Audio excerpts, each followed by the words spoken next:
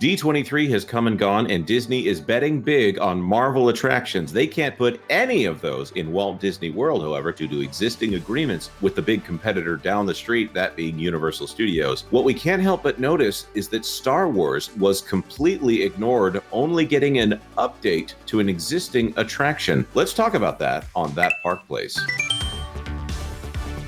Hello, I am Jonas J. Campbell, an investigative reporter for That Park Place, and here with me is King Thanos of the multiverse, Mr. VashSky. Vash, is your coverage balanced as all things should be? That was pretty nice there, Jonas. Yes, I think our coverage is very balanced. We like to go ahead and tell it like it is and sing their praises when they have earned it, but also maybe add some critique when they have earned that as well. And when it comes to this attraction, Jonas, oh man, there is some critiquing that must be had, or at least with their Marvel attractions in general, because I don't think they've leveraged that brand properly over time. I would say that they have not done a very good job of leveraging Avengers or Star Wars, but especially Star Wars, because they've taken the existing fan base there and decided, no, we're not interested in you. We'd rather go for I don't know which fan base. Maybe the Harry Potter fan base, but the Harry Potter fan base is not interested in Star Wars as it exists in its current form.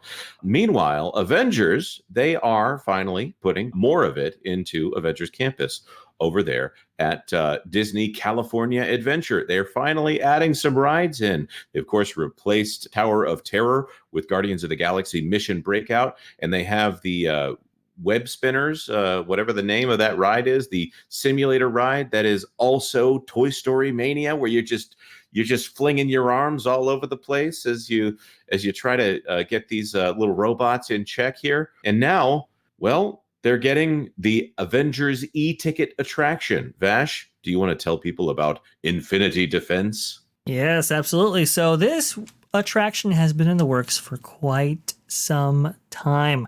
I remember hearing Avengers concepts back maybe 2016, 2017, and then finally in 2019 we were going to receive a proper e-ticket as part of Avengers Campus. That was going to be opening in 2020, I believe. that didn't quite happen, but we were supposed to be getting a big e-ticket attraction that would actually take the form of a Quinjet and actually would take you to Wakanda, and then it would actually transform, Jonas. It was so cool. It was like you were starting out on a Star Tours like adventure, but you had like a four-point harness system, and then the floor would drop out from underneath you and you would join the Avengers in an epic showdown at the outskirts of Wakanda. It was so cool, but unfortunately that didn't actually happen. Unfortunately, we didn't get that. We got a downgraded version of that, let's say, in the form of the King Thanos attraction. And that was touted at the 2022 D23 Expo, as I recall. And you can see right here, we're going to have all the Marvel characters from all over the multiverse actually take part in this. And you actually see in this, Jonas, you get different mediums as well. You see right here, this Peter Parker, he's not necessarily a dimensional character like all these others. He is actually two-dimensional. You can see the Warhammer behind there as well. Very, very interesting. People were very curious. Also to this ride vehicle that you see at the bottom of your screen. Well, now we know it's going to be Infinity Defense. And the thing about Infinity Defense is it's essentially a version of the technology that we've seen over at Peter Pan in Tokyo, at their Tokyo Disney Seas Fantasy Springs themed land that they have over there. And essentially, they're redeveloping the technology that Universal Studios actually pioneered 25 years ago in the form of the Spider-Man attraction over there at Islands of Adventure. So a lot of people have been a little bit disappointed because we're not getting a groundbreaking attraction by any means. We're getting technology that was highlighted quite some time ago. So that's kind of what's going on at Avengers Campus at Disney California Adventure. And there's also another ride that they announced for that, but we'll hit that at another time. Yes, we are going to talk about that at another time. The Stark Flight Lab or whatever that is, I think that is so bizarre. We just have to make that its own video, or maybe we're going to end up talking about that on That Park Place Live. It essentially looks to me like a paint mixer. The big get here for the Infinity Defense ride, of course, and another reason that we might have some idea of how long they've been waiting to put this one together, is that Robert Downey Jr. has confirmed confirmed that he will be appearing in Infinity Defense. So we're now in this area where, okay, they've got Chris Pratt over there for Guardians of the Galaxy Mission Breakout, and they've got over at Epic Universe and Universal Studios, they've got all those Harry Potter kids showing up in the rides there. It's very important to them to have face actors showing up in these rides now. We're losing that timelessness now. We have to have the actor who is in the popular IP right now.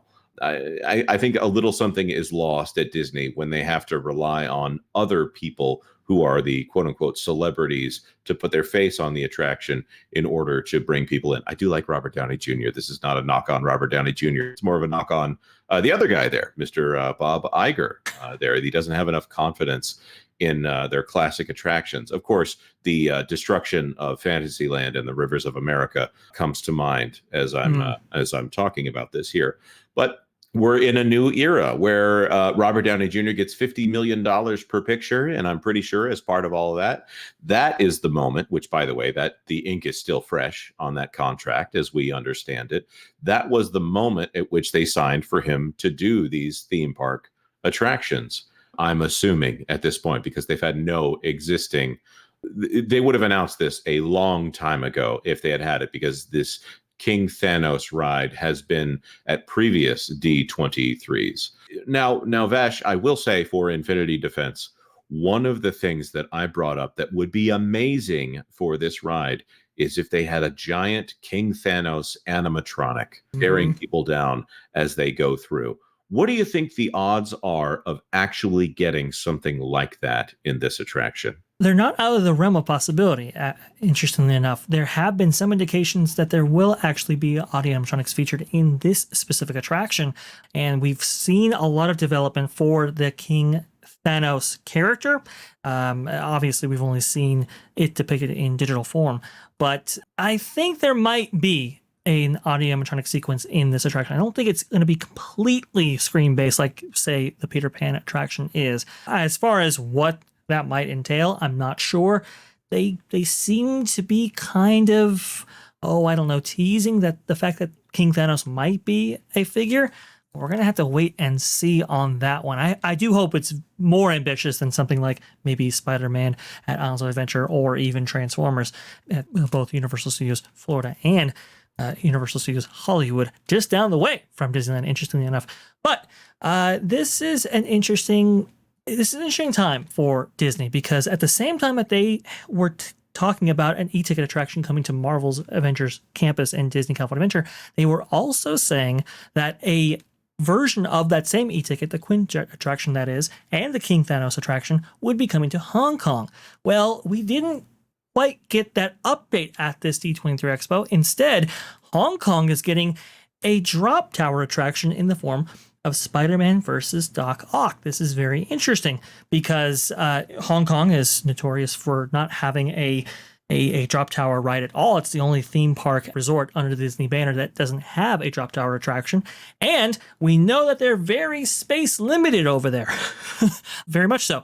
And because of that, I think that's why they went with this specific attraction over maybe the Infinity Defense attraction that we're getting here at Disney California Adventure. Right, because obviously when it's a drop tower, you go vertical.